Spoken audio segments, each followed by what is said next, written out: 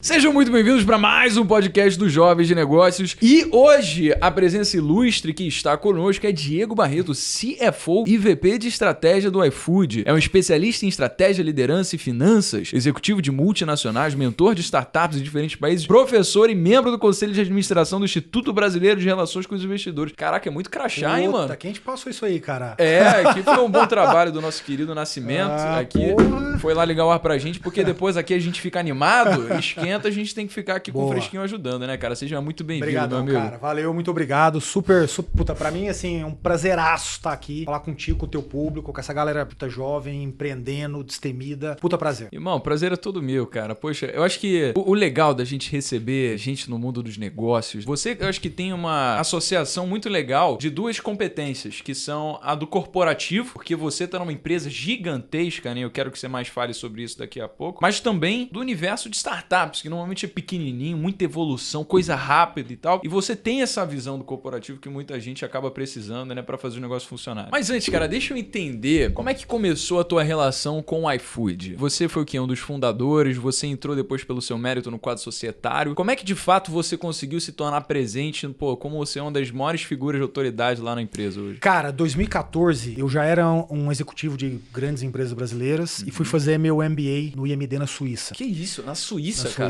Caramba. Cara, aí cheguei lá, aula de economia, puta aula densa, complexa, um alemão dando aula, e aí o cara virou pra mim e falou assim, pô, o Brasil tem uma economia horrível. Tá bom. E aí, cara, o Brasil vinha O alemão falando do Brasil, tá bom. Só que o Brasil vinha de 10, 15 anos de crescimento brutal, né? Ali o pós-plano real, o governo Lula, Dilma... Isso foi década de 90, 2000. Exatamente. Aí, cara, eu falei, cara, esse cara tá viajando. E comecei ali um debate com ele, na boa. E aí ele me mostrou um negócio que pra mim não era claro, que era como é que a economia brasileira se constituía, né? Ela era muito concentrada, dependente do Estado, barreira de entrada, poucas empresas, famílias tradicionais. E aí isso me deu o estalo. E aí, quando eu voltei do IMD, eu falei, cara, eu preciso entender mais do que vai vir depois disso. Que é essa tal nova economia, que na Europa, nos Estados Unidos, na China, já aconteciam há 20 anos. O que é essa nova economia? Cara, é essa economia de empresas que tem tecnologia proprietária, ou seja, ele domina efetivamente o que ele faz. 2, apaixonado em competição, então ele sobe a régua o tempo todo. Puta, o consumidor tem que me amar. Puta, o meu parceiro tem que me amar. Ele sobe a régua o tempo todo e extremamente ágil. Ou seja, empresas que têm uma estrutura organizacional e pessoas que têm um nível de agilidade que é acima da média. Quando você soma essas coisas, o que você encontra? Empresas que estão o tempo todo criando alguma coisa. Então, inovação não é um conceito na parede, é a soma desses atributos. É extremamente ágil, adoro competição, então preciso melhorar o tempo todo e tenho tecnologia na minha mão. Meio que a consequência de você ter esses pilares andando por si só. E aí, cara, eu voltei, eu era um executivo de uma grande empresa aqui e comecei a mentorar startup de graça. Eu fui lá pra aprender isso. Então, puta, fui lá na Endeavor, na Liga Ventures, puta, e comecei a mentorar startup de graça. E era muito engraçado, porque eu chegava lá, né, as startups olhavam assim e falavam, porra, ó, o diretor financeiro da Suzano, papel e celulose. Nessa época você era diretor da Suzano. E eu pensava dentro de mim, porra, cara, eu tô aprendendo pra caralho com esses moleques aqui, né? Cara, eles, tipo, velho, estão aprendendo pra caralho. Você, tipo, mano, total. Eu que tô aprendendo muito. Porra, eu aprendendo dessa agilidade e tal, não sei o quê. E aí um dia a Móvel me ligou e falou, cara, peraí, eu descobri aí, pô, você é um cara que já, né, aprendeu o corporativo, empresa sofisticada, grande e tal, só que tem a cabeça dessa nova economia. Só que lá em 2016, quando a Móvel me liga, cara, isso mal existia no Brasil. Em 2016 não se falava em startup como se fala hoje. E aí a Móvel me fez uma proposta. Ela falou, cara, vem pra cá e eu vou te pagar 40% do que você ganha. Que isso, mano. Só, tipo, a menos, né? A menos. 60% a menos. Exatamente. Ela falou, eu vou te pagar 40% do que você ganha. Então, peraí. Você, depois de um histórico de estar em contato com várias startups, justamente por causa do histórico que você teve na Suzano, fez com que a Móvel, uma empresa focada em startups, quisesse trazer você. Exato. Por causa que você se tornou uma figura de autoridade lá dentro. Porque a Móvel começou a ficar muito grande. Então ela falou, puta, eu preciso agora de executivos com outro perfil. Vamos lá, antes da gente continuar então, por que você não explica o que é a Móvel pra começar? Cara, a Móvel é uma empresa que é um grande ícone na América Latina de tecnologia, uma empresa que há 15 anos atrás foi fundada para fazer SMS. E foi uma das estrelas do Brasil naquele começo em que mal se falava startup. A Móvel, ao longo do tempo, ela virou uma holding que investe em empresas de plataforma de tecnologia. Ou seja, ela liga um ponto ao outro por meio da tecnologia. Ela tira o mundo offline e cria o mundo online. Então, exemplo aqui, o iFood, exemplo Simpla, exemplo Play Kids, exemplo PKXD, entre vários outros que eu poderia citar aqui. A Móvel faz isso, seja adquirindo a startup bem no comecinho, caso do iFood, tinha 15 profissionais lá no iFood na época, né? Empresa de garagem, efetivamente, ou Play Kids e PKXD que foram criados dentro da Móvel. Então, cara, o que é a Móvel na prática? A Móvel na prática é uma cultura, não é uma empresa, não é uma holding, não é não sei o quê, é uma cultura. É uma cultura que sabe compreender o que está acontecendo lá fora, digitar digitalizar essa compreensão e ser extremamente ágil para ajustar à medida que ela vai aprendendo. Cara, pega o exemplo do PKXD, que é um jogo. Esse jogo foi lançado há, tipo, 1 ano e meio, 2 anos atrás. Cara, tem 40 milhões de assinantes. Que doido, né? No mundo. Tipo, quanto tempo foi isso daí? 2 anos atrás. Beleza, ó, logicamente, assim, você é uma pessoa de muito histórico e o sonho de tanta gente hoje em dia, como não era em 2016, é abrir uma startup. Inclusive, eu costumo prospectar aqui para jovens pessoas que eu conheço através do seu histórico de geração de resultado, que eu tive, por exemplo, da empresa Júnior ao longo da vida, porque eu sei que são pessoas provadas que já tiveram resultados bons, portanto, podem ser que também tragam resultados bons para mim. Eu fui recentemente conversar com alguns amigos da Fluxo Consultoria, que era a empresa Júnior da qual eu fazia parte na época que eu tava na faculdade, e, velho, eu fui conversar com uma amiga minha da época, aí eu falei, olha, eu queria poder te pagar uma passagem para você vir aqui, sabe, só ver como é que é o dia a dia da empresa, ficar com a gente um pouquinho. Ela falou, olha, poxa, obrigado, Breno, mas é o seguinte, é que eu abri uma startup e agora eu tô com um time de founders e aqui a gente tem um prospecto de conseguir fazer levantamento de capital pros angel investors e, pô, tipo, mano, cadê minha galera, tá ligado? Assim, eu tô perdendo pessoas para startups porque isso é tão permeado na mentalidade de jovens hoje em dia. Então, como é que você faz uma startup em 2 anos, que, ou seja, não existia, para começar a ter 40 milhões de pessoas? O que você precisa fazer nesse processo? Porque eu sei que dentre esses vários jovens que hoje estão apaixonados por esse universo, querem atingir sucesso e, pô, eu quero saber como é que eu posso ter 40 milhões de clientes também, sabe? Cara, pra nós a visão é muito clara. Isso não quer dizer que a gente acerta sempre, mas a visão é a seguinte. Primeiro, você tem que partir do pressuposto que você tá buscando algo que não existe. E as pessoas têm dificuldade de entender isso. Geralmente você pega uma startup e ela fala assim, não, eu sou um aplicativo que... Não, você não é um aplicativo. Aplicativo é como você distribui teu conteúdo. Você não é um aplicativo. Então, as pessoas têm dificuldade. Quando você pega um empreendedor que fala, é isso que eu tô buscando pra mudar isso aqui nessa cadeia de valor, você fala, pô, esse cara já entende de visão. Isso é super importante. 2, comportamento da turma, do time. Então, todo mundo fala assim, pô, mas vocês adquiriram aquela startup? Não, eu adquiri aquele time. Startup é um detalhe. Por quê? Porque, cara, a premissa nesse mundo extremamente ágil, incerto, volátil que a gente vive, é que as coisas provavelmente vão precisar de um ajuste daqui a pouco. Então, não me interessa a startup hoje, me interessa um time que é capaz de mudar ao longo do tempo. É porque a característica intrínseca das pessoas, se ela é de proatividade, de querer ter aprendizado constante, disciplina, consistência, a fazer suas tarefas ao longo do tempo, vai acontecer independentemente do modelo de negócios. Então elas podem pivotar o quanto for, que se as pessoas mantêm esses traços de personalidade, meio que, cara, por tentativa e erro, uma hora dá certo. Exatamente. E aí, cara, eu chego no terceiro ponto que tem a ver com o que você mencionou aqui, que é a startup de sucesso, ela via de regra tem um time com escutativa. Cara, tudo que ela faz, ela mete uma pesquisa e vê o resultado. Opa, as pessoas não gostaram. Vai pra direita. Mete uma pesquisa e vai. De todo mundo. Então, é muito comum você diferenciar assim, ó. Às vezes tem um colega na mesa, assim, que fala assim, amigo, pô, cara, não suporto mais. Pessoas ficam me mandando mensagem lá no, sei lá, no LinkedIn, falando que a minha empresa tá fazendo coisa errada. Pô, chato. Esse cara não tá na nova economia. O cara da nova economia, ele fala, cara, acabei de receber mais um feedback. Fica traumatizado, total, velho. Pô, fica indignado. Tem que resolver isso logo. Fica indignado. Tem que ficar indignado. Então, você consegue separar muito bem. Isso quer dizer que isso aqui vai ter sucesso? Não. Mas a probabilidade ela é muito maior. Por quê? Porque você consegue entender os problemas e resolver os problemas. Lá na velha economia, o que o cara faz? Não, a minha ideia. Não, o meu time aqui é um time de executores. Né? Como assim executor? Seu time não é de executor, seu time é um time de design. Você ouve, entende, desenha. Ouve, entende, desenha. É totalmente diferente. É verdade, cara. E esse é até um tipo de mentalidade que você não espera ouvir de alguém que tem tanto tempo no corporativo. Porque você já passou de Suzano. E eu tive o privilégio de conversar com um cara que hoje considero um grande amigo também, que é o Álvaro Chocaí. Ele é fundador da Lynx School of Business. Sou apaixonado por eles. Eu também, cara. Eu acho que ele só tem o que agregar pro mundo. O Álvaro é uma pessoa incrível. E ele passou pela Suzano também. E ele diz, inclusive, que um dos pontos de inflexão da sua própria vida foi quando ele viu o filho, o cara que foi quem começou tudo. Ah, não, então é o Max. É o Max, isso. O filho dele, um dia tava falando com o pai que precisava assinar um cheque. Aí o pai falou, não, você tem muito que aprender ainda. O cara tinha 50 anos, o filho dele, o Davi já. E aí o Álvaro falou e chegou, irmão, se nem o filho do dono tem autonomia pra assinar um cheque acima de 10 mil reais, o que eu vou conseguir fazer aqui? E aí ele falou que saiu e foi fundar a Tarpon, né? Que foi o primeiro fundo de investimentos a fazer a IPO. Então é uma história brilhante que pra ele aconteceu simplesmente porque ele não conseguiu se identificar com aquela hierarquia engessada, que é pelo menos como ele denomina como a estrutura da Suzano. E você é o completo oposto dessa hierarquia engessada, apesar de você ter passado pela mesma coisa. Então o que aconteceu? aconteceu nesse meio tempo aí? Porque pra mim é muito esquisito, sabe? Você começar na Suzano, se formar como pessoa e de repente você ter essa pegada da nova economia. Cara, o que aconteceu no meio do caminho é que eu me tornei um cara consciente sobre Brasil. E aí não tem nada a ver contra a Suzano. A Suzano não é um problema de forma alguma, puta empresa, tem uma história maravilhosa. Mas é o seguinte, ao longo do tempo eu fui amadurecendo e eu sempre estudei duas coisas assim a fundo. Economia e história. Sou apaixonado em economia e história. Mas não pelo conteúdo, mas pela capacidade de raciocinar mais esses temas. E cara, chegou num certo momento, e isso tem a ver lá com o MBA também, lá no IMD, que eu falei, cara, a forma como as empresas no Brasil se organizam, elas perpetuam a concentração de renda. Elas perpetuam o imobilismo social. Elas perpetuam o medo de empreender. Por quê? Então,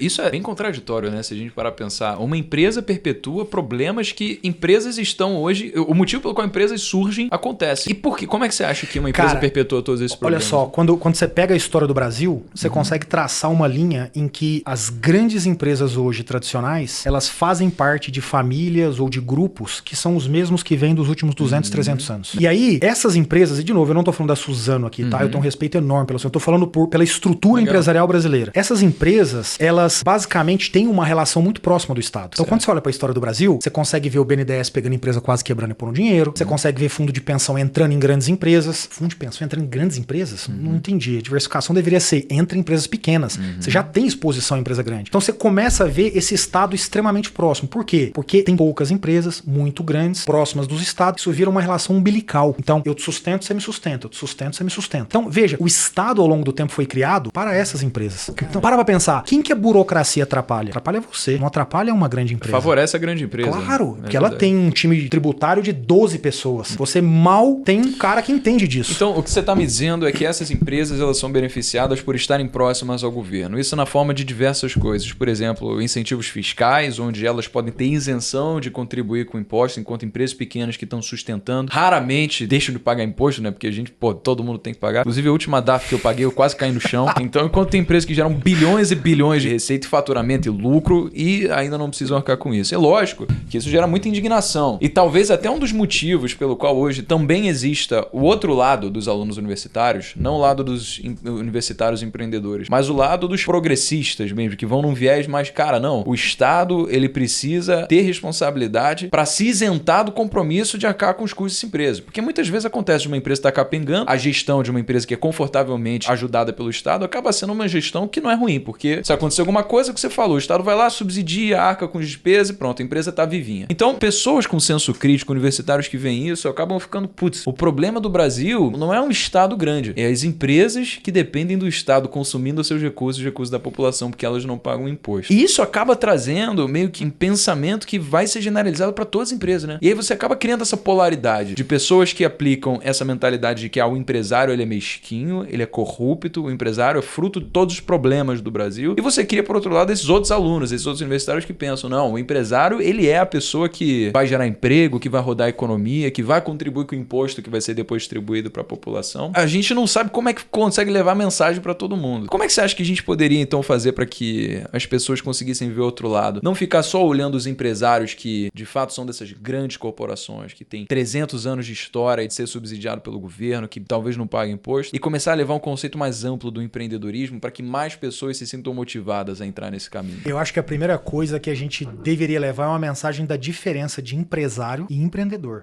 São duas coisas radicalmente diferentes e a gente não fala sobre isso no Brasil. O empresário é o cara de gestão que perpetua alguma coisa. Então eu te entrego um negócio na mão e falo, toca isso aí pra mim. O empreendedor é o cara da geração de ideia, geração de negócio, busca, constrói oportunidade. Veja, você não precisa deixar de ser um empreendedor, mas as pessoas se tornam, essas grandes empresas, se tornaram empresários ao longo da história. E pra não parecer que é um negócio meio dual, pega o caso do Magalu. Magalu é uma empresa de empreendedores. Magalu de hoje não é o mesmo de 10 anos atrás, que não é o mesmo de 20 anos atrás. Radicalmente diferente. DASA, BTG Pactual, Banco Inter, todas as empresas em constante mudança. Então, eu acho que o que falta no Brasil é a gente entender que o empreendedor, independente de ser uma startup ou uma empresa grande, é o perfil que deveria efetivamente ser o incorporado. Olha que interessante isso. O empresário, via de regra, ele cria um family office, distribui o dividendo e ali ele conduz os seus negócios, o seu dinheiro. O empreendedor, via de regra, eu posso te dar quantos exemplos você quiser, ele pega o teu dinheiro e reinveste na próxima ideia. Pega a galera da 99 que fez dinheiro. Paulo, Veras, tem 30 investimentos. investimentos aí. O Ariel, outros 30. O pessoal que fundou a Alice recentemente, uma startup. Galera que veio da 99. Pega o pessoal lá do Canary, do fundo. Todo mundo é founder que fez exit. Ou seja, esses caras, é claro que ele pega a grana lá, separa a poupança. O empreendedor é um eterno inconformado. Exato. E aí esse cara gera valor.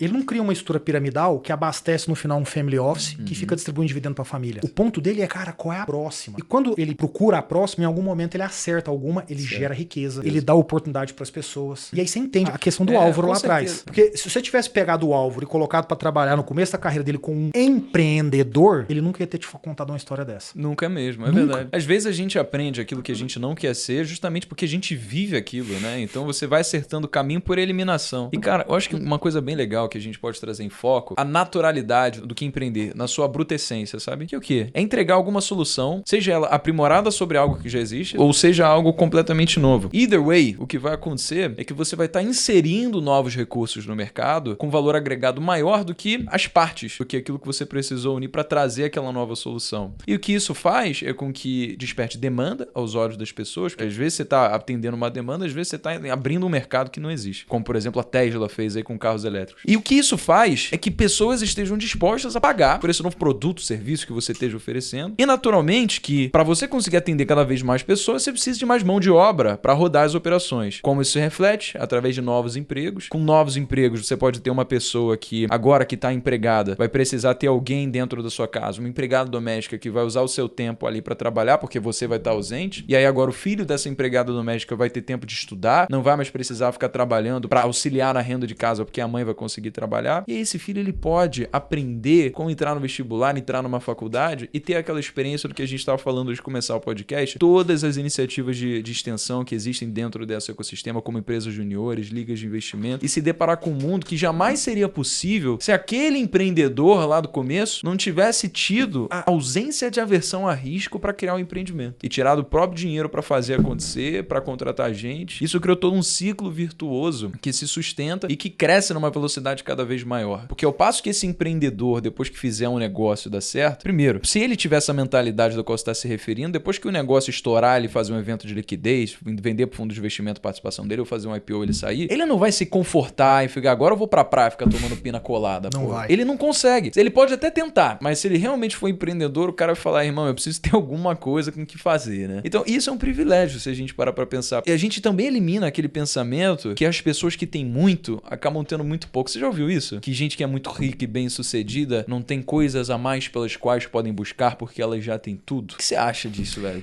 Fala você um Cara, pouquinho. o que você falou eu acho poesia. Ou seja, o que a gente tá falando aqui é o seguinte, primeiro, se a gente sempre pensar o empreendedorismo como um benefício social em última instância, seja ele pra quem for, o que a gente tá dizendo é o empreendedor ele tá fazendo bem. Porque ele gera o benefício. Por quê? Porque em última instância, se o empreendedor tá procurando uma nova solução, o que você tá dizendo é, cara, me entregue algo que o consumidor, que o usuário se sentirá melhor ou pagará mais barato. Então você tá gerando um bem. Isso é o conceito de competição, competitividade, que a gente não tem no Brasil. O Brasil é um país de meia dúzia de empresas por cadeia de valor. Então esse é o primeiro ponto. O segundo ponto é, todas as vezes que o empreendedor ele consegue efetivamente tracionar alguma coisa, o legal é que ele tá abrindo uma oportunidade que demanda diferentes skills. Portanto, ele precisa de pessoas diferentes. Então o empreendedorismo, ele favorece a diversidade. O que você tá fazendo aqui demanda alguns skills que na Suzano, na Ambev, na Gerdau, não demanda. Então olha que interessante. O fato de você poder fazer isso aqui traz pessoas e gera uma diversidade. Pessoas com diferentes skills. Terceiro ponto. O empreendedorismo, ele tá muito associado à tecnologia. E as pessoas confundem tecnologia com um aplicativo. Não tem nada a ver. É o fato de você pegar algo e conseguir transformar a partir da sua mão. É você efetivamente construir algo a partir da sua mão. Tecnologia proprietária. Sabe o que é legal de tecnologia proprietária? É que você ganha a chance de fazer tudo na hora que você quer. Então, quando você recebe um feedback, você pega aquilo e fala, opa, tem que mexer o código-fonte aqui. Opa, não dá pra fazer um negócio lá pra Manaus como? Ah, pluga a log pra fazer a entrega lá. Ah, não, tem que fazer um pagamento online porque as pessoas só conseguem... Veja como a tecnologia, ela vai fazendo você montar um ecossistema. Então, o empreendedorismo, ele em última instância, ele permite a criação de ecossistemas. Quando você cria ecossistema, o que você faz? Você gera de novo mais diversidade, você gera mais oportunidade, mais competição. E aí, cara, tem um ciclo virtuoso violentamente grande pra quem não é rico. Pra quem não é rico. Quer ver uma coisa? No teu discurso você falou de liga, você falou de empresa júnior, você tá falando de jovem. E aí não tô falando de rico no sentido de dinheiro aqui. Aqui talvez mais no sentido do poder. Existem muitos ganhos que a gente acaba até deixando de lado. No caso, eu falei do exemplo aí da empregada doméstica, o seu filho que vai pra escola porque pode ter tempo para estudar. Mas empresas juniores, elas são muito mais beneficiadas, inclusive faculdades que não têm esses tipos de atividade de extensão podem acabar fazendo com que alunos despertem despertem a necessidade de criar isso. Você vê, na Fluxo a gente sempre, em todo o processo seletivo, chamava pessoas que trabalhavam em empresas para palestrarem, capacitando aqueles jovens sobre o que esperar uma vez que eles chegassem dentro da empresa júnior ali. Então, seria muito pertinente, por exemplo, alguém chegar, ô Diegão, eu sou daqui da EJ,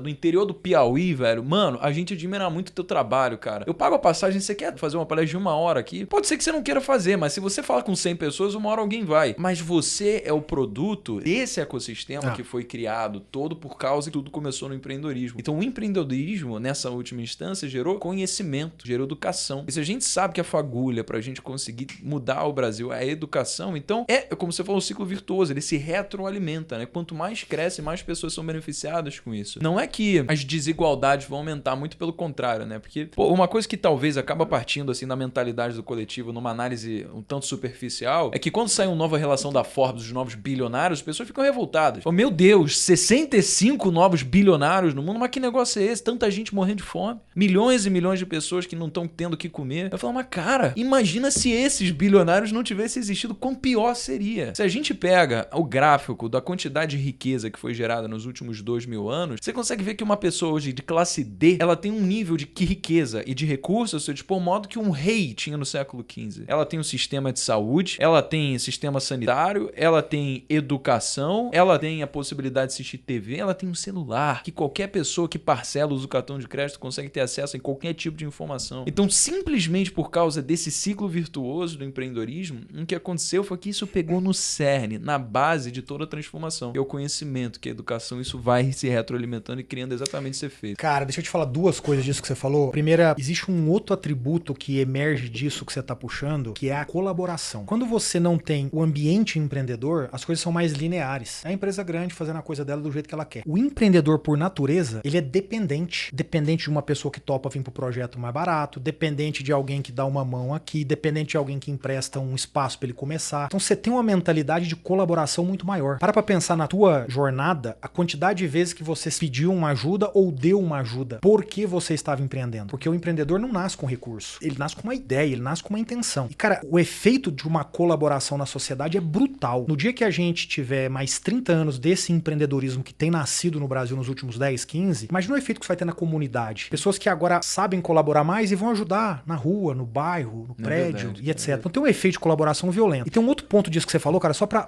concluir. Em 2016, eu tive a chance de encontrar o Barack Obama. Que incrível. Foi por acaso no VTEX?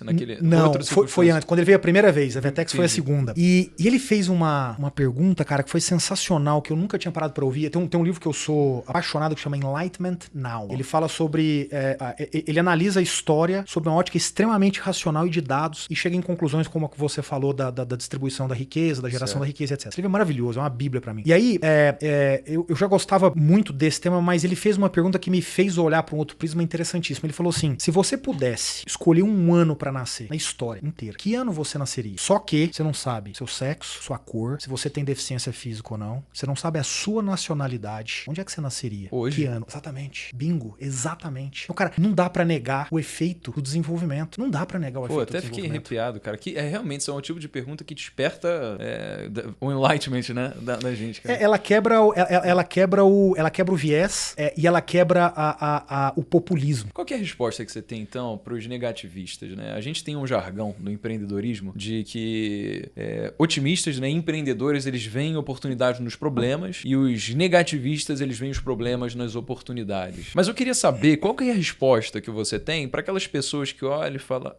nossa, tem um monte de mendigo na rua hoje, viu como é que a sociedade está sucumbindo a esses empresários megalomaníacos e capitalistas opressores? Tipo, pô, assim, é lógico que a gente tem que ser aberto a qualquer opinião. Eu acredito veemente nisso, que qualquer debate é debate que pode engrandecer o ser humano. Mas ainda assim, eu gostaria de saber assim, o seu argumento que você poderia usar para pegar essas pessoas pela mão e talvez caminhá-las numa outra linha de raciocínio, sabe? Cara, acho que eu tenho uma resposta e uma premissa. A minha premissa é, quando eu ouço pessoas falando isso, o que eu entendo como premissa que elas estão querendo dizer é, cara, como a pobreza me incomoda, como uma pessoa em necessidade me incomoda. Ou seja, na prática, essa pessoa, apesar de um pensamento talvez um pouco extremista, tem algo bom por trás desse pensamento, que é um incômodo com a pobreza. Isso é muito importante a gente partir dessa premissa. A resposta pra mim é simples. Não existe nada equilibrado que não seja visto em perspectiva. Nada, né? Então quando alguém fala pra mim assim, isso aqui é um grande absurdo, a minha pergunta é, isso melhorou em relação ao ano passado, há 2 anos atrás, 3 anos atrás, 4 anos atrás? Porque se sim, pô, vamos valorizar a jornada, a perspectiva. Então, não dá pra olhar as coisas fora de perspectiva. E aí muita gente, quando eu digo isso, me fala assim, é porque você não tá na pele de quem tá sofrendo. Eu sei, eu não tô mesmo. Eu sou um cara ultra privilegiado. Sou branco, homem, nasci numa família de classe média alta, sou heterossexual, eu sou ultra privilegiado. A sociedade não me oprime. Oprime pessoas diferentes de mim. Eu reconheço isso. Mas isso não quer dizer que a gente precisa construir uma jornada. Dificilmente você muda coisas relevantes de forma disruptiva, do ponto de vista social. Todo mundo tá pobre, bum, todo mundo ficou rico. Todo mundo tá sofrendo, bum, todo mundo não tá sofrendo. Não existe isso. O American Way of Life, que um dia foi construído nos Estados Unidos, ele é fruto de décadas e décadas e décadas. Não é de um dia pro outro. Então o que eu digo pra essas pessoas é, me dá a perspectiva. Lógico, o histórico, Tenho que ver sob perspectiva, senão as coisas ficam difíceis. É como você me pedir aqui, Diego, você tem um comportamento aqui que é ruim. E eu digo, puta, obrigado por me falar, eu vou mudar isso. Muda de um dia pro outro. Verdade. O comportamento vem por causa de uma carga de anos que você recebeu da tua família, dos teus amigos, do teu meio, sei lá do que, ou você nasceu com isso. Eu preciso da tua paciência, da tua empatia pra ver o meu desenvolvimento. E aí você vai me ajudando nisso ao longo do tempo. Caraca, velho, brilhante, hein? Tem algumas coisas que a gente ouve que realmente fazem a gente repensar a forma como a gente olha esses acontecimentos, assim. Eu confesso que já foi, durante algum tempo, uma dificuldade minha lidar com as diferenças. Até porque quando eu saí da escola, a mentalidade que eu tinha era de que, cara, o Estado ele tem que tomar conta de tudo, de que empresários são causa de grandes problemas sociais do Brasil, que a gente deve sim fazer uma revolta para que a classe oprimida consiga assumir os meios de produção e dominar a sociedade. Porque a perspectiva que eu tinha era daquela dos meus professores, que eram pessoas brilhantes dentro das suas competências e que eu admirava, achava gente boa, que eram engraçados e meio que o discurso acaba sendo unilateral nesse sentido. Da gente só ouvir um ponto de vista. Então, quando eu saí da escola, eu basicamente pensava completamente diferente da forma como eu penso hoje. De que riqueza, ela não é um bolo estático econômico que todo mundo tem que correr atrás desesperadamente para pegar as suas migalhas. De que ele está em constante crescimento, de que ele é abundante, que a quantidade de riqueza que a gente vai ter na vida vai ser proporcional ao quanto a gente se dispor a ajudar e agregar para esse mercado que também está cada vez crescendo mais. E agora, cara, eu queria saber, assim,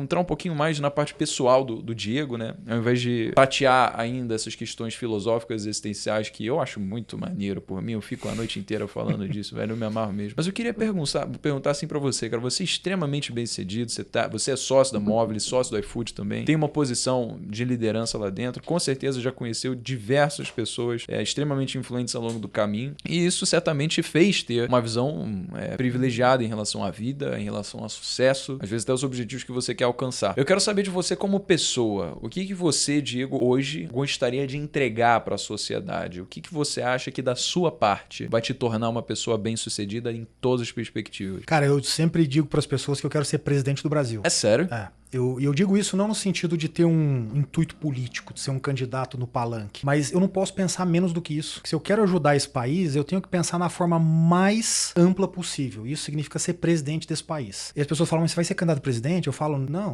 talvez, mas eu acho que essa chance é de 0,001%. Mas no meio do caminho, quando eu miro isso, tem muita coisa. Tem, inclusive, uma delas, que é desenvolver uma lógica que me permite amanhã levá-la para o Estado e, portanto, ser convidado pelo Estado, sabe-se lá quem vai ser o presidente em 5, 10, 15, 20, 30 anos, que eu possa ir lá ajudar a fazer isso. Então, muita gente hoje fala assim, cara, mas você tá bem já financeiramente? Eu tô, é verdade. Só que isso agora é o que vai me permitir tomar uma decisão dessa em algum momento. Olhar e falar, puta, agora é minha hora de ajudar. Velho, eu acho isso muito legal, porque você não vai ter viés pra fazer pelo dinheiro. Dinheiro do qual você já vai ter acumulado ao longo da vida. Você vai ter única e exclusivamente a sua genuína vontade de ajudar. Exatamente. E tá numa posição que você pode fazer isso. Agora, é muito engraçado ouvir isso de um empresário, porque normalmente o discurso que a gente ouve de empresários é outro. A gente fala, eu não vou depender do Estado, porque primeiro eu vou fazer, depois eu me preocupo com o que o Estado vai falar, entendeu? Primeiro eu vou fazer minha coisa aqui. O que você tá fazendo, não. É meio que trabalhar em conjunto, né? Poder estar no Estado como essa força empreendedora, aplicar o conhecimento do empreendedorismo numa instituição extremamente burocrática e engessada, para que você possa facilitar o meio com que empreendedores têm de produzir riqueza. Mas isso que você falou, assim, você realmente vislumbra que, cara, sei lá, daqui a algum tempo, depois de passar por todo esse caminho que você disse que tem que fazer ainda, você vai se candidatar para ser presidente? Eu não sei se eu vou me candidatar, mas de novo, ao pensar nisso, o que acontece é que você se aproxima do meio. Entendi. É aquela coisa, tipo, mire nas estrelas, Exato. você vai... Se você vai ser candidato ou não, eu acho que esse é um detalhe que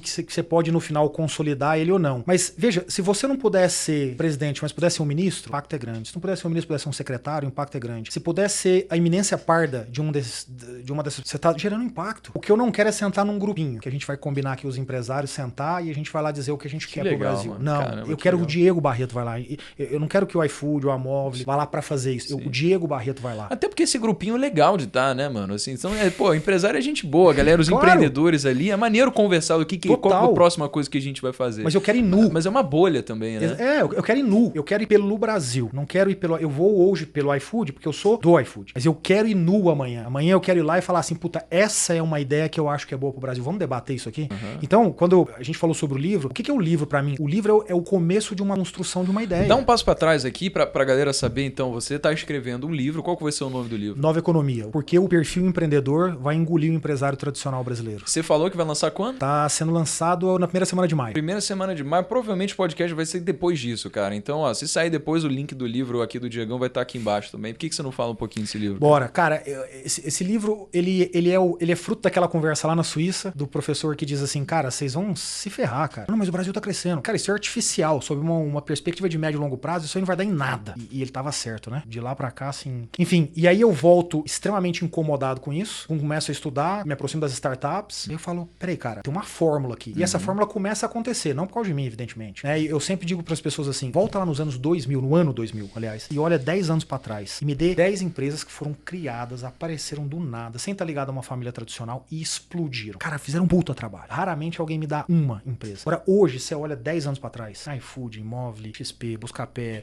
99, Log, Créditas e Banks, eu te dou quantas você quiser. Cara, tem alguma coisa acontecendo. Por que eu consigo citar 20, 30 empresas? Por que o Brasil tem 16 unicórnios que nasceram nos últimos 10 anos e na década de 90 você não consegue me dar um nome? Tá faltando alguma coisa. Alguma coisa tá acontecendo. É a nova economia. Então, o que eu fiz? Eu fui estudar isso e traduzir isso pra realidade brasileira. Então, eu não fui escrever sobre conceitos genéricos ou a realidade americana ou chinesa. Eu fui entender isso no Brasil e eu coloquei isso num livro. Ou seja, qual é o contexto econômico? Por que isso tá acontecendo? Depois, qual é o efeito disso na competição e nos modelos de negócio das empresas brasileiras? E o que tá acontecendo dentro das empresas? E o porquê que essas empresas vão ser vencedoras? E o livro, ele é o porquê o perfil empreendedor, não o empreendedor, o perfil. Nem todo mundo é empreendedor no sentido de ter fundado uma empresa, mas tem o perfil e está dentro de uma empresa. Então, a ideia é exatamente mostrar esse caminho. É um livro que tenta mostrar para as pessoas que dá jovem para tomar uma decisão de carreira diferente do que ir trabalhar para uma empresa que não vai te agregar muito, exceto pagar seu salário, e te ensinar o que ela tem para ensinar, é verdade. Mas como pessoa, como comportamento, como instinto animal, ela não tem muito para te ensinar, porque ela é o Álvaro lá,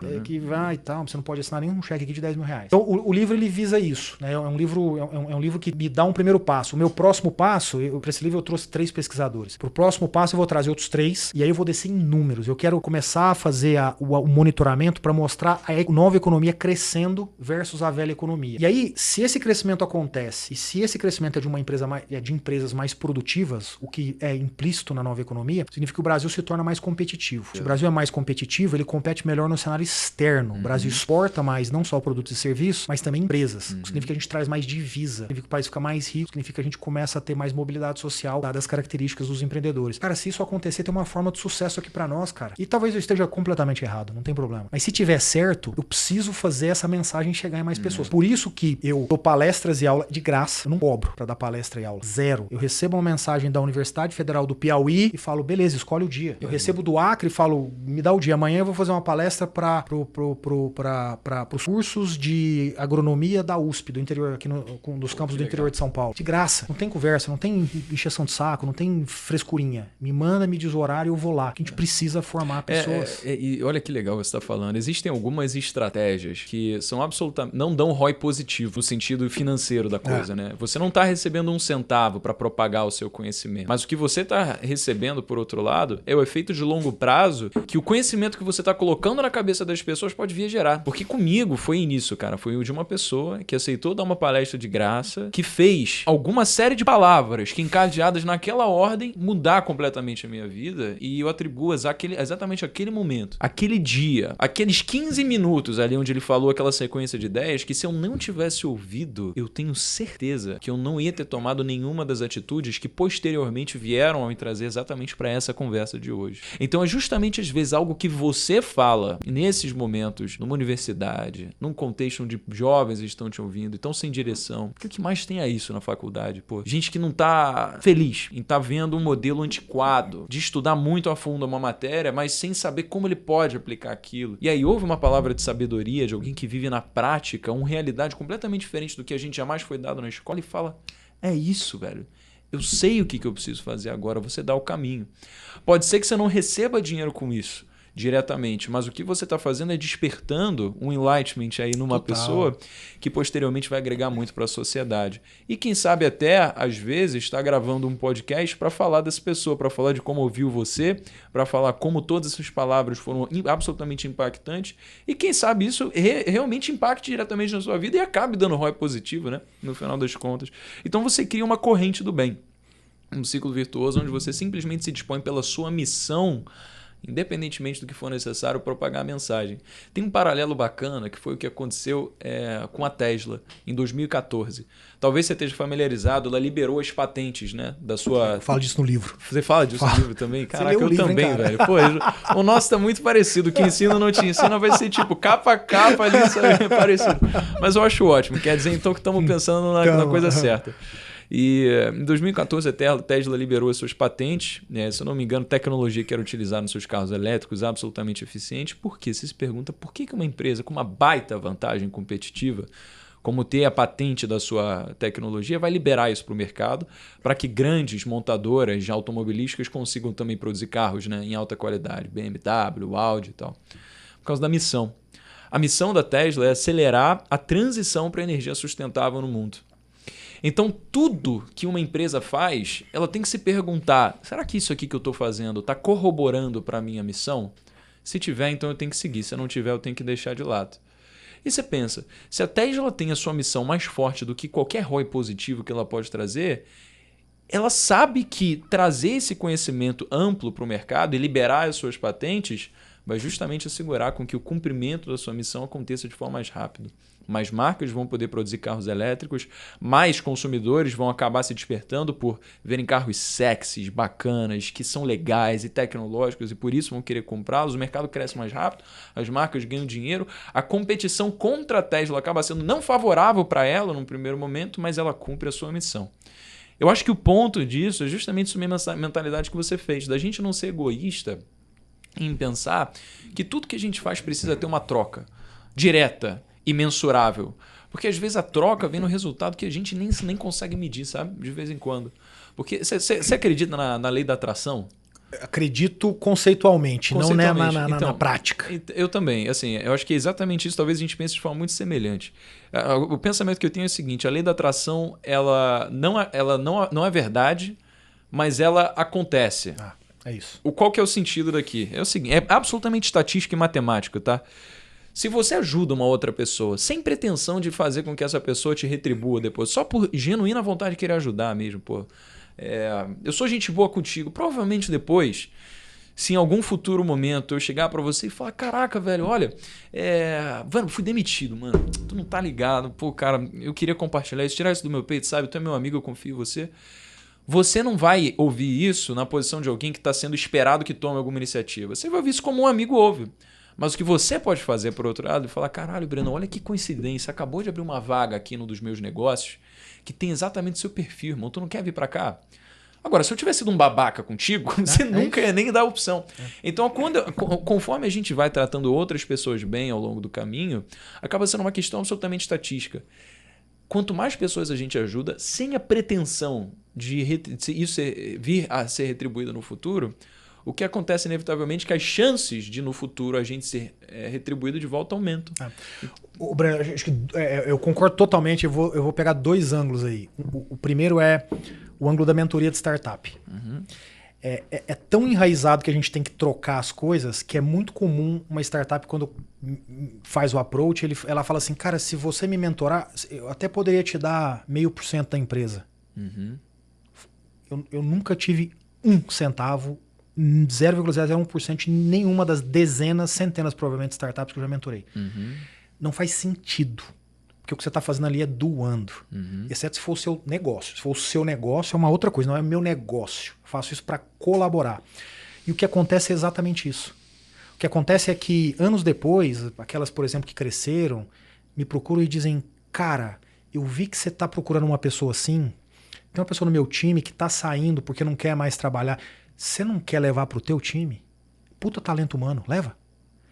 Começa a ter trocas que não tem... São trocas do bem, só, com essa retribuição inconsciente.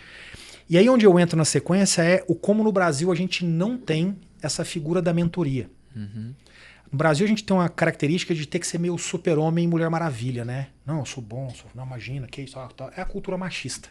O Brasil é um país de cultura machista, né? Isso está melhorando, mas ainda estamos no começo. E aí a gente faz muito pouco isso que você falou, né? Ou seja, pedir uma ajuda. Por que o empreendedor faz isso? Porque ele é desprovido de recurso. Então ele faz por necessidade. E aí a gente começa a criar aquela cultura da colaboração. Mas quando você sai do ambiente do empreendedor, você tem uma cultura de, não, eu sou bom, imagina, que isso? Eu tô precisando, não tô precisando de ajuda, não. Eu tenho que valorizar o meu trabalho. Cara, mentoria. Cara, eu sempre falo isso para as pessoas, assim, você tem um mentor? Se não tem, você tem que procurar um. Porque tem alguma coisa que você não é bom, que você não enxerga, e que essa pessoa, seja ela qual for, pode te ajudar.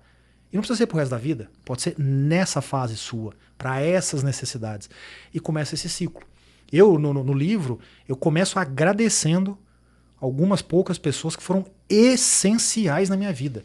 Eu tive um cara que me olhou dentro do direito, porque eu fiz direito, trabalhando em história de advocacia, era meu cliente, né? Eu estava fazendo o IPO da empresa que ele era o CFO. E ele fala, cara, você não é advogado. Nem ferrando que você é advogado. Vem trabalhar comigo. Em quê? Em finanças. Não, mas o que eu sei de finanças é estudando sozinho, eu sou advogado. Não, finanças. Fica tranquilo. Eu vou te ajudar na passagem. Eu só tô aqui porque esse cara me ajudou, me mentorou nesse processo. Hoje, eu tenho uma dívida enorme com ele, emocional. Se ele me ligar agora e falar, cara, minha vida ferrou, me dá uma ajuda, eu faço de coração. A gente faz pouco isso no Brasil, né? A gente faz muito pouco. Quando eu fui fazer MBA fora, a gente tinha isso lá. Então, você tinha um mentor e um coach que eram ex-alunos. E hoje eu sou um mentor e ou coach, dependendo da situação, dos atuais alunos do MBA lá. Certo. Mas eu não tenho isso aqui na minha faculdade. Eu não tive e a minha faculdade nunca me procurou. É verdade, cara. É verdade. E eu não conheço programas que tenham, assim, em grande escala. Essa é a beleza da nova economia, né? De você, às vezes, poder adquirir um MBA simplesmente pela internet. A gente estava conversando antes de entrar nesse podcast aqui, o quanto um jovem de hoje 12, 14 anos de idade que se dispor a aprender na internet pode chegar aos 20 anos de idade mais capacitado do que um CEO que precisou fazer faculdade ADM, passar por um monte de empresa. Total. Porque simplesmente você tem essa possibilidade de se identificar com algumas figuras ali que estão produzindo conteúdo e que falam com você.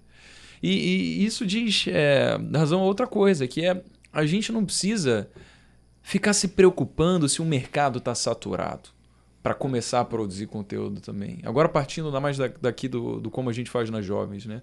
Tanta gente, cara, tanta gente chega e fala assim, pô, Brenão, tanta gente falando já de negócio, de empreendedorismo, de finanças, educação financeira. Tem Primo Rico, Arcuri, Bruno Perini, Pitch Money, Canal do Holder, Nath Finanças, Favelado Investidor. Tem muita gente, velho. Eu vou ser quem nisso daí? O que vai ser? Sabe? Mas, cara, o mercado é muito grande. É um mercado gigantesco. E se a gente se colocar numa barreira onde a gente não pode ser esse agente de mudança porque já tem gente fazendo, às vezes a gente está privando uma pessoa futura de se identificar com a gente, de se identificar contigo e falar, caraca, eu aprendi com esse cara aqui. Por causa dele, eu pude ser um moleque de 12 anos que começou a adquirir conhecimento nos 20 e eu acabei sendo mais detentor de conhecimento do que um CEO do corporativo. Total. Breno, eu falo muito um negócio que eu já falei que eu tenho um monte de privilégio, né? Mas eu tenho um outro privilégio que veio nos últimos anos, que é o privilégio de sentar em cadeira de grandes organizações. Portanto, vários bancos ligam, várias consultorias ligam, vários e-mails com estudos chegam, vários livros são enviados para minha casa. Ou seja, hoje eu tenho um outro privilégio, que é o do conhecimento. Não o da faculdade, o conhecimento diário, sabe? Quando a consultoria de estratégia termina um trabalho X, ela te manda. Cara, eu tenho que dissipar esse negócio. Sabe? Então, o que você está falando, em última instância, é basicamente dizendo o seguinte: o garoto que está agora em Palmas, no Tocantins, a garota que está em Gurupi, no Tocantins tá dizendo, cara, eu não tenho acesso a isso aqui no Tocantins. Mas você leva. Você ajuda isso a chegar com consistência, com frequência, com qualidade. Isso ajuda na formação das pessoas. Se não existisse isso aqui, se as pessoas, como nós dois, eu do meu jeito e você do seu, não se dispusessem a fazer isso, esse mesmo garoto e garota lá de Palmas e Gurupi estariam agora estudando mais do mesmo, vendo mais do mesmo. Sem essa concentração de conhecimento que existe numa cidade como São Paulo, como Rio de Janeiro, como Belo Horizonte, chegando até lá. Então isso é magnífico. O efeito que isso vai ter nessa geração vai ser violento. Violento mesmo, cara. Violento. E, cara, acho que vamos colocar assim um guidebook, tá? De passo a passo. Você acha que pessoas que estão agora motivadas pela sua conversa e querem tomar iniciativa para empreender, como é que você destrincharia um passo a passo do que elas precisam fazer para conseguir agregar valor para a sociedade e poder retribuir todo esse conhecimento que ao longo desse episódio você concedeu para elas? Cara, acho que a primeira coisa é você tem que ter tua missão, como você falou, sabe? Seja ela qual for. E às vezes as pessoas falam, eu começo um negócio. Não, cara, o que te move? Né? O que te incomoda? O que te faz chegar em casa e falar, puta que pariu, que inferno isso aqui? Acha aquilo que te incomoda demais. Porque aquilo vai ser uma energia violentamente grande. Então esse é o primeiro ponto. Segundo, se aquilo está te incomodando muito, você é muito apaixonado por alguma coisa, provavelmente tem uma solução para aquilo. Qual é? Não sei. E é aí que entra o empreendedorismo. O empreendedor é um cara que busca, uma garota que busca ideia, solução. É a hora de começar a testar. O grande erro da maioria das pessoas que começam aí é que elas pintam algo muito complexo. E ao pintar algo muito complexo, fica difícil. Ou seja, imagina aqui, se você quiser começar alguma coisa na linha do conteúdo que a gente estava falando, você não precisa desse estúdio maravilhoso. Você pode começar com o celular da sua casa, como o Whindersson Nunes começou, gravando de uma forma extremamente precária. O Whindersson é um baita exemplo, cara. Eu lembro que vi um vídeo dele falando que tinha que andar 1 hora de ida e de volta para pegar a câmera de um amigo, de uma amiga, para ele poder fazer os vídeos. Isso. Entendeu? Veja, você tem que começar simples, até porque se você tiver uma ideia muito ruim, você vai descobrir isso da forma simples. Você não precisa do complexo. Então, esse é o terceiro ponto. Assim, começa a testar várias coisas. O empreendedorismo não é começar algo grande. É fazer uma série de pequenas coisas que vai te mostrando se aquilo vai te levar para algum lugar ou não. Mas eu acho que o quarto ponto para mim é o mais importante, cara. Você tem que pensar muito grande. Você não pode pensar pequeno. Eu costumo dizer uma coisa que o Fabrício, que é o fundador da Movile, me ensinou. Que ele sempre falou assim, eu conheci vários empreendedores que faziam um trabalho maravilhoso ao longo da jornada. Aí chegava alguém com 100 milhões, comprava o mercado e ele desaparecia. Qual é o ponto aqui? As pessoas no Brasil não foram acostumadas a pensar grande. Grande. Eu quero ser o maior, com a melhor solução no mundo. Quando você pensa grande, aquela missão, aquele incômodo, associado a esse pensamento grande, cara, ela cria um caminho que provavelmente ninguém está pensando no seu entorno. E aí se você aprende a fazer as coisas rapidinhas, pequenas, testar, descobrir se é bom, se é ruim, esse caminho vai se desenhando. É relativamente simples você parar para pensar. O problema é que as pessoas às vezes criam problemas anteriores a isso. É verdade. Eu costumo associar muito o empreendedorismo a buscar saúde. Então, quando alguém fala assim, cara, como é que eu começo? Aí eu falo para a pessoa assim, cara, se você tiver que melhorar a sua saúde hoje, como é que você começa? Eu falo, sei lá, eu penso primeiro, o que é ter saúde? Ter um corpo assim, ter esse peso, eu queria ser assim, assado. Eu falo, beleza, então você já descobriu onde você quer chegar, né? Então sua missão é a saúde e os KPIs disso é o que você está dizendo. Beleza, o que você faz agora? Eu me matriculo na academia. Ótimo, você faz um plano anual ou mensal? É melhor fazer mensal, porque vai que eu não gosto da academia. Boa, então já começou bem. Aí você faz academia, não gostou, o que você faz? Procura outro esporte.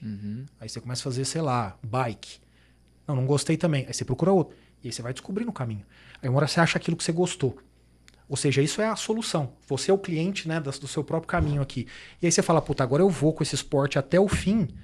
Com que frequência? 5 vezes por semana? 2 vezes por semana? 3 vezes por semana? É por isso que você vai ao médico medir. Como é que tá a tua pressão? Como é que tá tua diabetes? E aí você acha o caminho. É a mesma coisa. Não tem diferença nenhuma. Como é que você fica saudável? Sei lá. Vai lá descobrir. Para cada um é de um jeito. Porque eu gosto de chocolate, você talvez não goste. Talvez você fume, eu não fumo. Então, cada um vai ter uma solução. Só que você precisa testar. Né? Por isso que muita academia ganha dinheiro como? te vendendo um plano longo. Você chega lá, faz, um mês depois você desiste, e aí ficou lá o resto da matrícula, das mensalidades pagas. Isso daí é estratégia de geração de equity, contratos de longo prazo, recorrência e previsibilidade de receita. E aí, cara, olha como isso que eu tô te falando tem muito a ver com aquela pergunta do negacionista que você falou. Eu falei de perspectiva só aqui. E aí isso me leva agora para outras duas coisas que eu queria falar que eu acho super legal.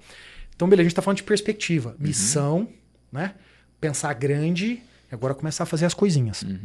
Existe um livro que para mim é uma grande referência, que é Em Busca do Sentido da Vida, de um psiquiatra austríaco chamado Viktor Frankl. Tá bom. Ele foi para o campo de concentração durante a Segunda Guerra Mundial, judeu, e ele saiu vivo junto com outras pessoas, e aí ele passou a estudar o porquê que algumas pessoas saíam vivas e outras não. E aí ele chega à conclusão, e isso torna um grande best-seller mundial até hoje, que é, isso, né, décadas atrás, que é o homem que tem um meaning, tem alguma coisa para ele buscar, ele desiste menos, ele vai achando mais soluções. Então é provável, por exemplo, uma pessoa num campo de concentração que fala, eu preciso educar meus filhos, eu preciso educar meus filhos. E aí ele passa por situações em que ele resiste ou ele tem mais paciência para não ser morto, né? Até que ele consiga um dia sair de lá. E tem um outro que eu uso também como exemplo, que eu adoro, que chama Stockdale Paradox. Do Jim Collins, né? Do Good to Great. Ótimo, exatamente. Então é isso. Então é um general... Por que você não fala sobre o Stockdale Paradox? Vamos lá, mas fenomenal. É um general americano que é preso na guerra do Vietnã. E aí ele fica lá por um bom tempo, acho que passa de um ano, né? São 7 anos, exatamente. E aí em algum momento ele sai e ele olha para isso e começa a tentar entender também por que algumas pessoas saíram e outras não. E aí ele fala de duas coisas. Primeiro, que você precisa reconhecer os fatos brutais que estão na sua frente. O empreendedor tem um pouco recurso, ainda estou começando com a ideia, eu só vou descobrir isso depois que eu testar. Isso é um fato brutal. Por que isso te faz? Isso te tira a miopia de algumas coisas. Mas sem perder a fé, sem perder a perspectiva de que as coisas vão ser boas lá na frente. Perspectiva de novo.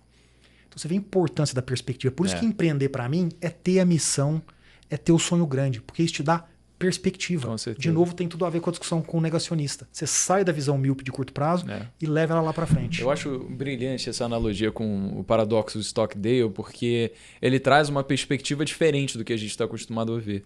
Porque o Jim Collins, no livro Empresas Feitas para Vencer, a tradução em português, ele diz que os excessivamente otimistas, até um ponto onde chega a ser irreal o otimismo deles, fez com que eles acabassem entrando em depressão, enlouquecessem, às vezes até tirassem as suas próprias vidas, porque eles sempre diziam que Natal iria vir, e aí Natal vinha, e Natal ia, e eles não conseguiam sair de onde eles estavam prisioneiros. Muitas pessoas torturadas, mas o Stockdale, o general, não.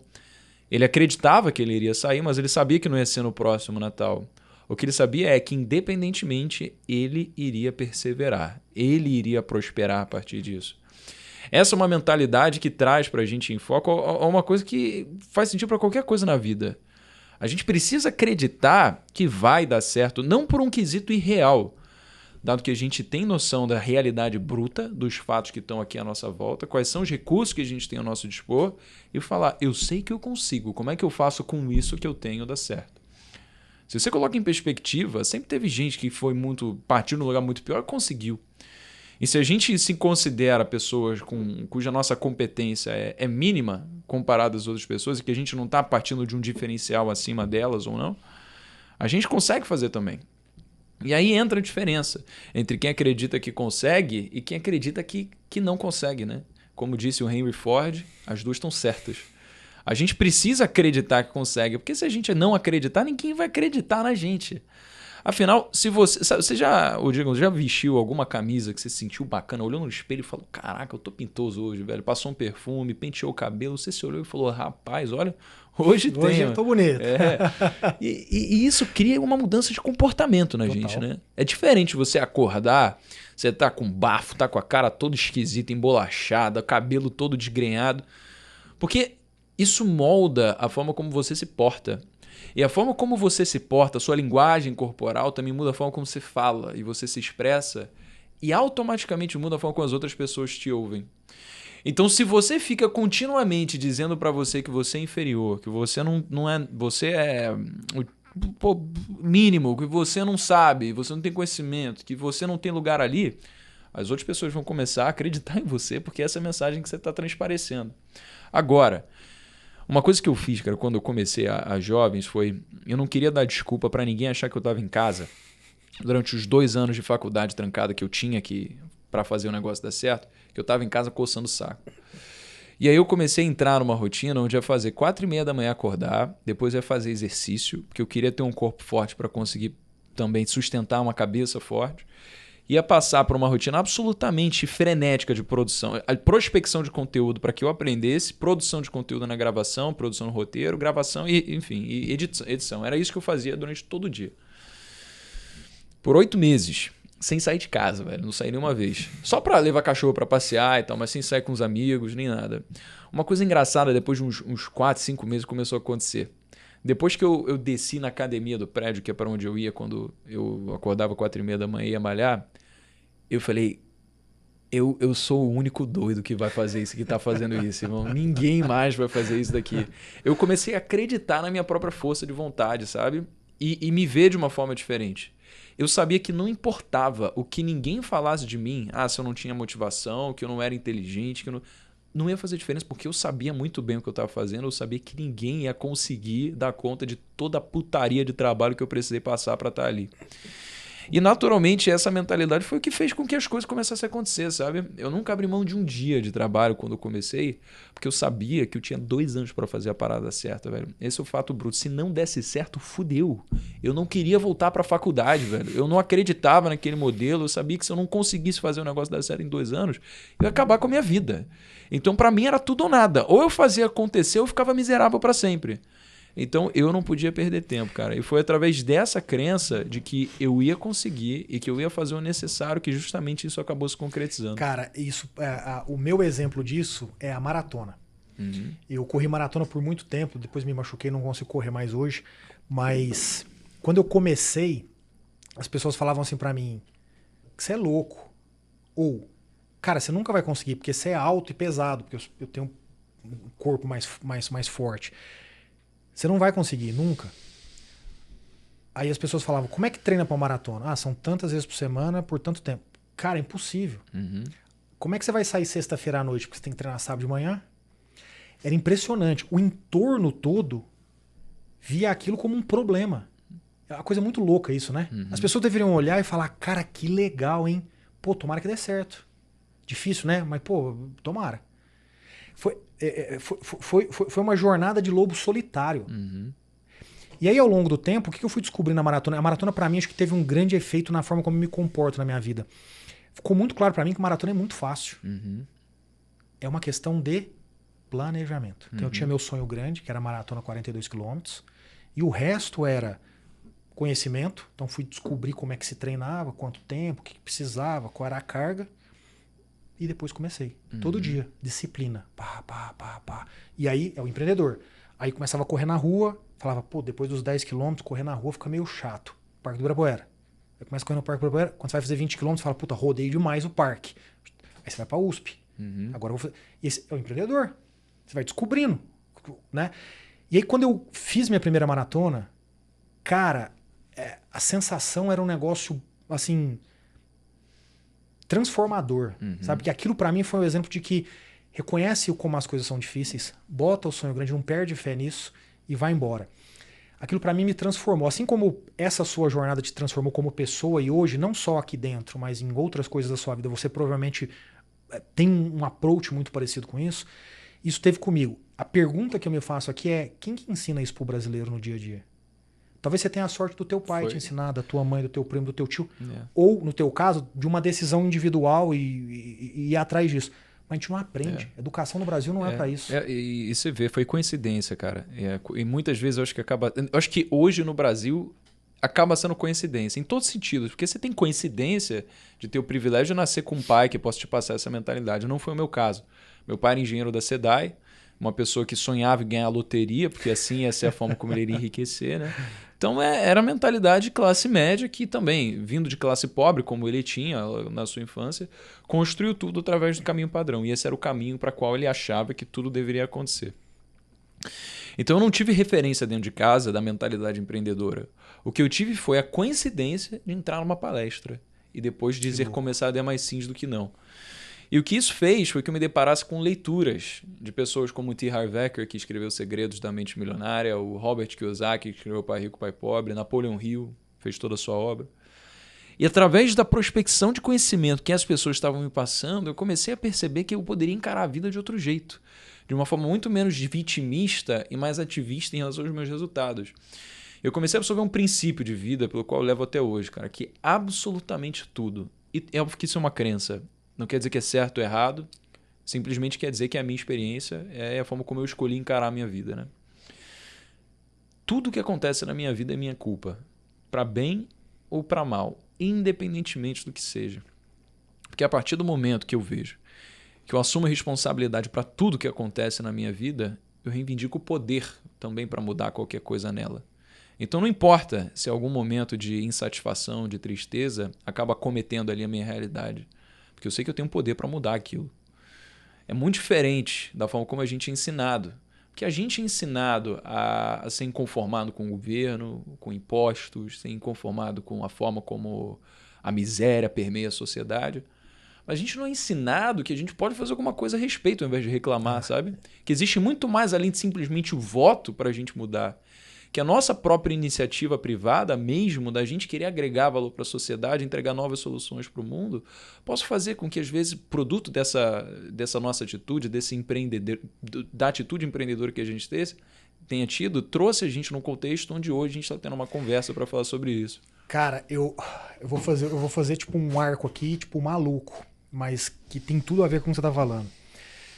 O mundo, ele teve como principal linha de popularização da psicologia a linha de Freud e a linha de Jung.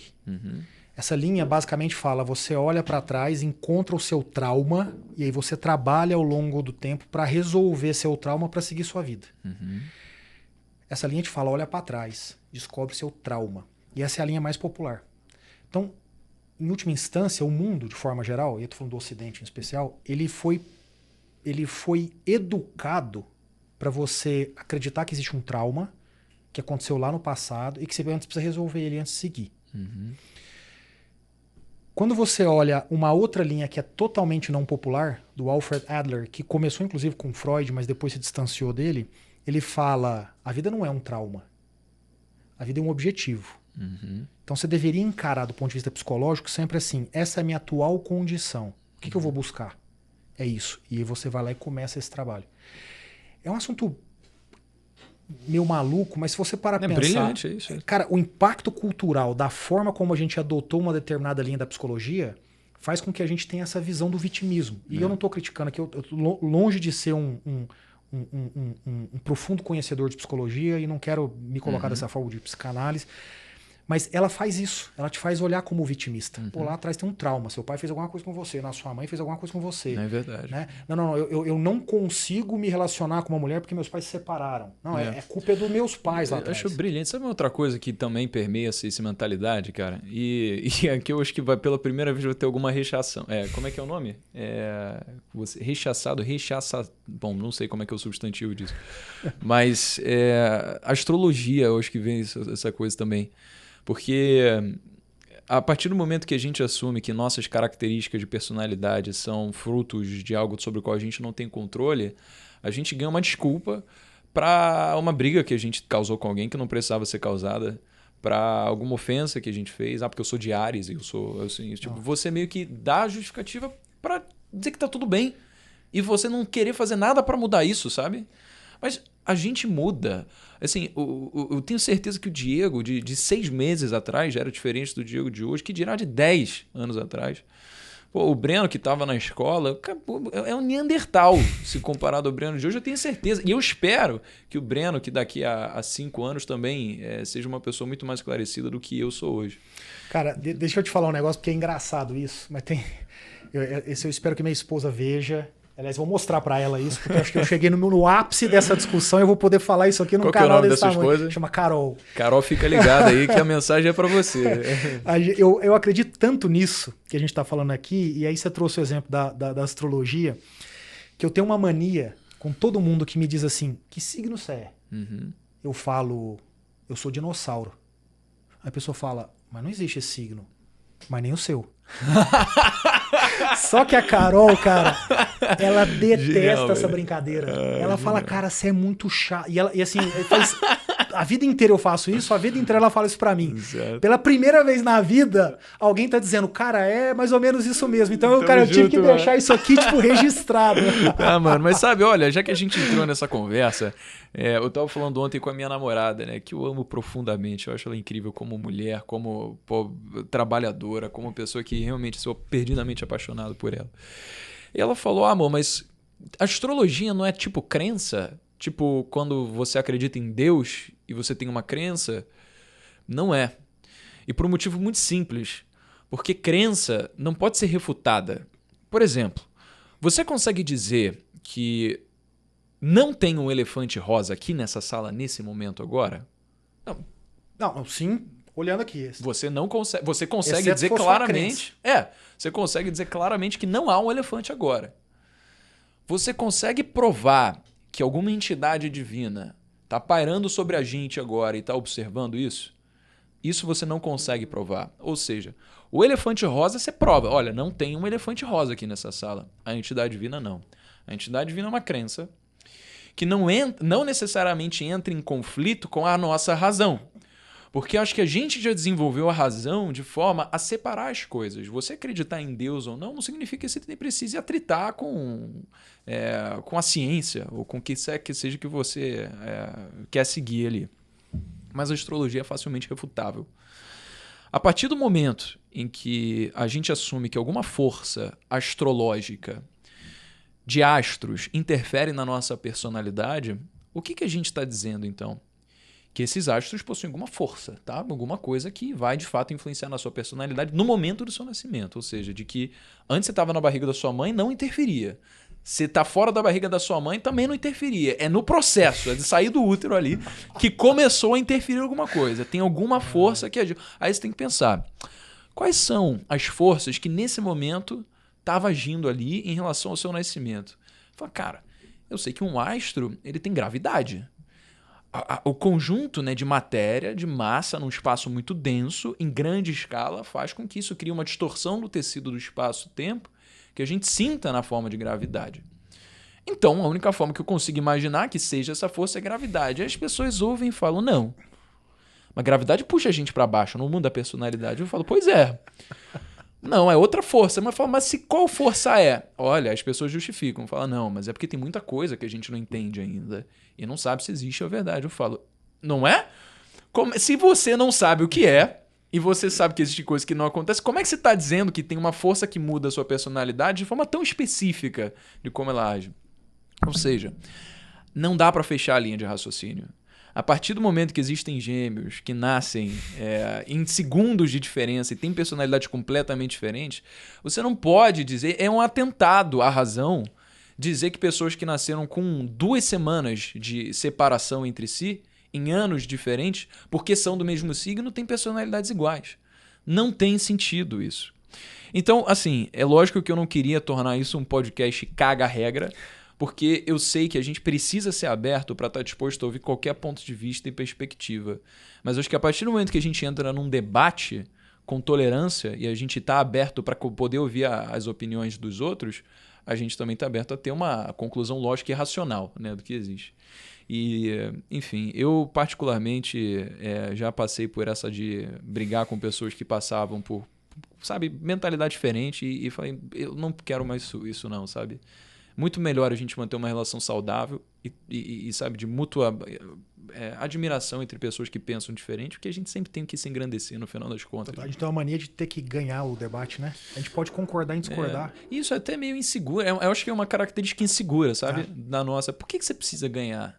Você vai fazer alguma diferença daqui a 10 anos na sua vida você ter ganho aquele debate? Não, mas aprender nele vai fazer diferença. E isso pode ser que sim, mas aí você tem que buscar o aprendizado. Você tem que estar partindo do ponto comum com a outra pessoa de que, olha, a gente pode discordar, só que a partir da nossa discordância a gente vai subir um degrau do nosso entendimento. Então tem que ter essa coisa, assim. Não adianta a gente também conversar com alguém que não esteja disposto a ser receptivo. Porque você não morre, é uma coisa unilateral. É isso aí. Né? Então eu acho que tem alguns princípios pelo qual eu levei a vida e, assim, acho que se for para ter uma conversa, que seja como uma conversa como a nossa, onde, afinal, a gente concorda sobre muitas coisas, tanto até que os nossos livros falam sobre os mesmos assuntos. Mas, bom, cara, eu acho que antes da gente finalizar aqui, eu queria pedir uma mensagem final que você quisesse dar. Talvez que eu não tenha tido a audácia de fazer uma pergunta que explorasse isso de você, mas que esse seja o momento para que você termine de dar sua mensagem para quem está assistindo. Cara, acho que a minha mensagem final é, assim, a gente está entrando numa fase de Brasil que pela primeira vez pessoas que não têm um sobrenome forte na cidade, que não nasceu com um patrimônio grande, elas vão poder buscar o que elas querem. Pela primeira vez na história do Brasil a gente está fazendo isso. Você trouxe já o Fred aqui, que, cara, é um cara que saiu do nada lá do interior do Rio Grande do Sul. Você é um cara super jovem, saiu do Rio de Janeiro, tá aqui fazendo isso. Enfim, a gente pode citar inúmeros outros exemplos num espaço de tempo muito curto que a gente nunca viu isso acontecer, esse fenômeno. A gente precisa fazer com que o jovem entenda isso. A gente precisa chegar daqui a 20 anos no Brasil com outros 500 milionários. Pegando os seus milhões e colocando em outras ideias para gerar outros 500 milionários. Olha que foda. Gerando mobilidade social. A gente precisa fazer isso. Eu não estou aqui defendendo capitalismo, socialismo, tipo de governo. Esquece isso. Eu estou falando de mentalidade. Sabe? De pessoas que sonham grande. De gente que pode mudar a vida dos demais. Cara, pega o que a 99 faz. Olha o efeito que ela teve num monte de pessoas que poderiam estar desempregadas e hoje pode dirigir um carro. Pega o que o iFood faz. Pega o que o Nubank fez. Que permite uma pessoa ter uma conta e eventualmente ter uma deficiência e ter uma dificuldade enorme para ir a um banco e não precisa ir mais. Pensa no efeito dessa inovação dos últimos 10 anos no Brasil, cara. Que a XP faz. Cara, a gente precisa mudar esse país. Então, a mensagem final é pro jovem. O jovem, ele chega na hora do vestibular com grande influência do histórico dos pais, ou do tio, ou do primo, ou de alguém muito próximo. Pesquisa, vai ser o empreendedor da sua carreira. Sabe, qual é o teu sonho? Missão, não é a tua profissão. É essa. O que eu tenho que fazer? Eu tenho que conversar com o quê? Deixa eu falar com um médico, com um dentista, com um advogado, com um administrador, com alguém que não é formado. Deixa eu descobrir o que eu tenho que fazer. Esse é o momento que as pessoas precisam acertar. Não necessariamente entrando, mas esse é um momento muito crucial na vida do jovem, né? Quando as famílias começam a pressionar pelo destino. A gente precisa mudar essa forma de tomar a decisão. Seja um empreendedor, não necessariamente fundando uma empresa, mas um empreendedor do seu próprio destino, tendo ideias, testando ideias e tomando as decisões, olhando para uma missão e para uma visão muito grande. Brilhante, irmão. Olha, eu acho que depois desse conteúdo tão esclarecedor, muita gente vai querer seguir você. Você produz conteúdo aí nas redes sociais? Cara, eu faço, do meu jeitinho, né? Equilibrando com o iFood, mas produzo sim. Acho que tudo que eu falo aqui, de alguma forma, eu tento pôr uma pílula lá de vez em quando. Mano, como é que as pessoas fazem para te encontrar, então, e Cara, ver essas pílulas? É Diego C. Barreto. Meu Instagram? Meu Instagram é Diego C. Barreto. Tá bom. Tem canal do YouTube, LinkedIn? Não. LinkedIn tem. LinkedIn estou há bastante tempo lá, Diego C. Barreto também. Tá bom. Mais alguma outra coisa? Não, é só isso. Lembrando, o livro aqui do Diegão vai estar na descrição, tá? Galera da edição, então fica ligado pra gente pedir aqui depois, porque vai ter que pedir o link quando lançar. E, cara, sem mais, cara, foi um prazer enorme despender esse tempo contigo aí, cara. Foi um prazer enorme despender esse tempo convosco. E até o próximo podcast. Obrigadão, valeu.